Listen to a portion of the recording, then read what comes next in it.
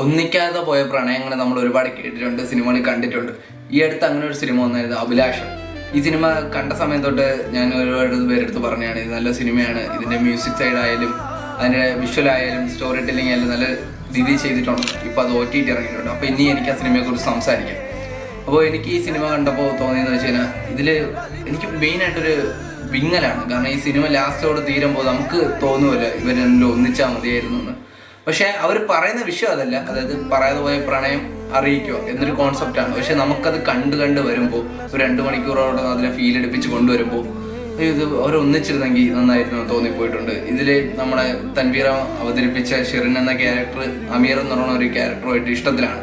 അവരുടെ സൈഡ് വെച്ച് നോക്കിക്കഴിഞ്ഞാൽ അവരുടെ പ്രേമം ഭയങ്കര ദിവ്യമാണ്, കാരണം ആർക്കും ഹേർട്ടില്ല. പക്ഷെ നമ്മൾ അഭിലാഷിന്റെ സൈഡ് വെച്ച് നോക്കിക്കഴിഞ്ഞാൽ നമുക്ക് അവരുടെ അടുത്ത് ഒരു ഇത് തോന്നും, കാരണം അവന് ഇഷ്ടപ്പെട്ടുകൂടെ എന്ന് തോന്നിപ്പോകും. അഭിലാഷ് അത് പറഞ്ഞിരുന്നെങ്കിൽ അവരുടെ ഒന്നിക്കും നമുക്ക് തന്നെ തോന്നിപ്പോകുന്നു. അങ്ങനെ കുറച്ച് സിനിമകളെ ഞാൻ ഇങ്ങനെ ഈ അടുത്ത് കണ്ടിട്ടുള്ളൂ.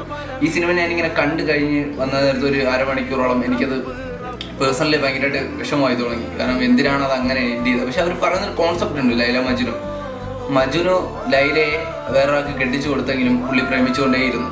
ആ ഒരു കോൺസെപ്റ്റ് ഇതിൽ നല്ല രീതിയിൽ വന്നിട്ടുണ്ട്.